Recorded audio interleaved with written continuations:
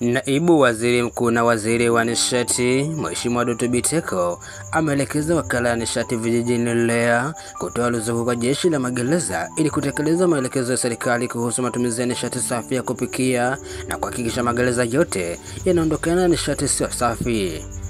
Dr. Biteko ametoa agizo hilo leo Machi 28 mwaka 2025 jijini Dar es Salaam katika hafla ya kufunga mafunzo ya uongozi ngazi ya juu namba 27 mwaka 2024 mpaka mwaka 2025 katika chuo cha taaluma ya urekebishaji Tanzania.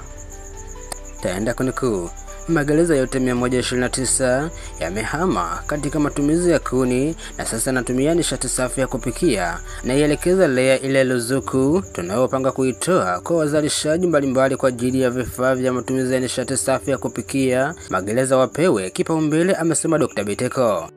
Amewapongeza wahitimu hao wa mafunzo ya uongozi ngazi ya juu namba 27 mwaka 2024 mpaka mwaka 2025 na kusema kuwa ni mategemeo ya serikali na jamii kuona wanakuwa chachu ya mabadiliko katika utendaji kazi na kuimarisha mshikamano katika jeshi la magereza.